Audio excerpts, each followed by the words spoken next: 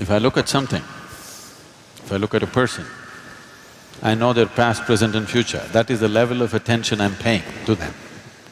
If you pay enough attention, there is nothing that will not yield.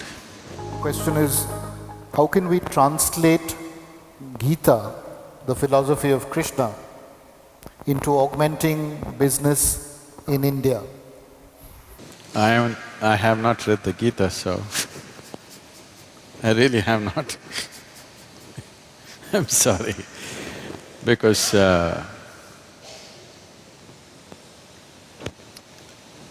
for me,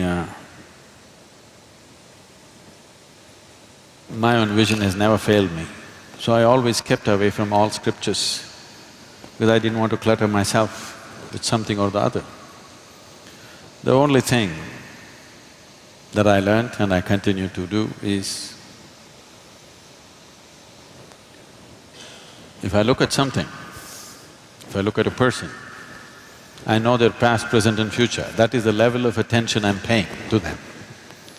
I don't look at like this. When I look at it completely, with all that I have. If you pay enough attention, there is nothing that will not yield. So I never had any reason or need to go looking for scriptures or something. With all respect and regard for them, it is not that I'm averse to it, it's just that I've not had the time. How this whole process started is, when I was very young, I realized that I just don't know anything. See, if you realize that you do not know, if it's a full-scale realization that you do not know anything, paying attention will be natural, because you know everything. You know this guy, you know this. There are assumptions and assumptions and assumptions. Well, I have used it in a different way, but even if you're doing business, even if it's for business purposes, the only reason why one human being seems to be… all the opportunities seems to be going in his direction and not other people is simply because he's able to see and other people are not able to see. It's not that it's not there for others. One is able to see and others are not able to see.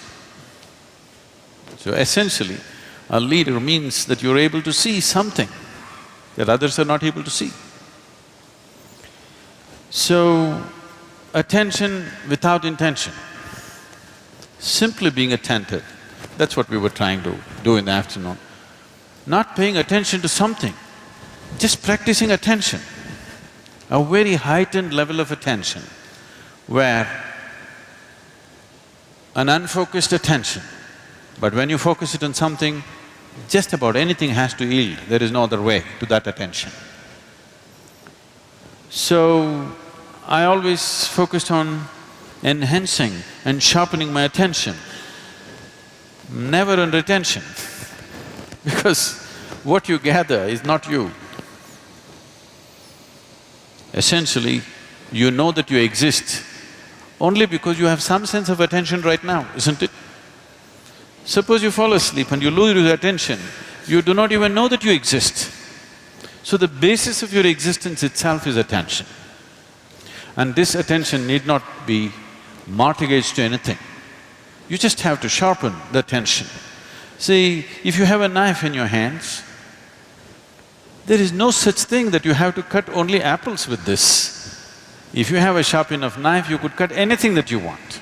But the important thing is the knife is sharp enough, so that your attention is keen enough, not for something or the other. If your attention has become very keen, if you wish to do a certain type of activity, you can successfully do it. I think I must say something about my own enterprises at one time. My enterprise started when I was 8 years of age. Because of a strange kind of pride in me, I never ever took a single rupee as a pocket money from my parents. I started making money when I was 6, 7 years of age. By 8, I was quite an accomplished entrepreneur. Simple things. Even today I'm known in Mysore because I caught snakes in everybody's houses. If I caught a snake, they gave me 25 rupees. In 1960s, 25 rupees is $1 million for a 7-year-old, 8-year-old kid.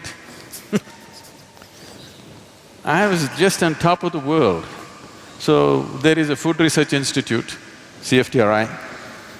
Every Saturday afternoon I went there, I caught 4, 5 snakes. They measured it. I have to show it to like this. If it's over 3 feet, I get 50 rupees. Less than 3 feet, I get 25 rupees. On an afternoon, I would make 100, 150 rupees. I don't know if you can imagine, 150 rupees for an 8, 10-year-old kid in 1960s or 70s was like $1 million today. It was big. And I went to so many things, just about anything that came my way. I should tell you a little enterprise that I did which grew into a big business. After my university, where I learned nothing, but I passed.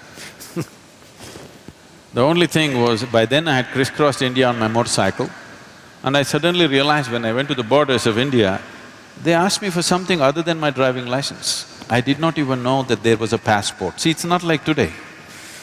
Today every child, maybe 3-year-old, 4-year-old kid knows he has to have a passport. I'm in my 20s, but I do not know that I need a passport. I went to the border and then they said, "Where is your passport?" I said, "What? I have a driving license." They said, "No, you need a passport."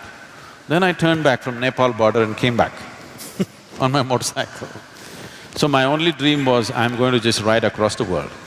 So I wanted to do something, I started kind of farming, commercial farming. I was making money. I thought I will do for 2 years and leave. But in the meantime, my entrepreneurship took off in so many different ways. Like this I went about. And then there was an industry coming up close by, they wanted to build a water treatment plant. I happened to know the person who was running the industry. I just went there and I wanted to meet him. I was sitting in his office, they were discussing something about a water treatment plant. I just heard this and they were looking at the drawings and stuff. Then I asked him, "Can I apply? Can I do this? Because it is close to my farm, can I do this?" He said, "No, this is very complex, there are some experts from Mumbai and Bangalore who will come and do it, you cannot do it." I said, "Give me a chance, let me see." I took the file from him. I went and read through everything. Then I went back to him after 3 days and said, "I can do this." He said, "Don't you do this, you're my friend. I don't want to do this." "No, just let me give the tender." So those days, there was something called as Navakarnataka bookstalls. They were selling only the Russian books. You used to get big literature books, you can get Lev Tolstoy's War and Peace for 2 rupees and engineering books for 1 rupee, 2 rupees, all hardbound books. I bought 10 books about water treatment plant, sat down in my farm and poured through this day and night. I made my own new design. I went there and I gave a tender for 1.76 lakhs. Mind you, this is 70s. And the closest tender was 32 lakhs. The highest tender was over 60 lakhs. He looked at this and said, "You are funny. You're not going to do this." I said, "No, I can do it." He said, "No way you can do it. Look at this, the nearest tender is 32 lakhs and you're saying 1.76 lakhs. How will you do it?" I said, "Give me 1 more day." I went back again and poured through the books. I said, "I'll do it." Then he said, "It's 90 days, you must finish this and it must work. If it doesn't work, at your own cost, you must remove it, clean the site and go, and I will not give you a rupee of advance." I again went and poured through the books. I said, "I can do it." I completed this in a little over 70 days. I did this in 90,000+ rupees. In one shot, I made 80,000 rupees, just like that. People thought this is a hit. There my construction industry started. Raja Ramana was coming for RMP plant. He's just coming in a helicopter to see where the site is. There is no anybody there. I just went and met this engineer, he said he was breaking his head, "I don't know what to do, I have to mark the site." I said, "I've got pegs and white cloth." I will just go and mark the site for you. I marked it. They paid me 38,000 rupees for a 15-minute job. I went on my motorcycle and just fixed it myself. Like this, my enterprise started and we grew into a major construction company. We were going very big, but then I got enlightened, so I gave up.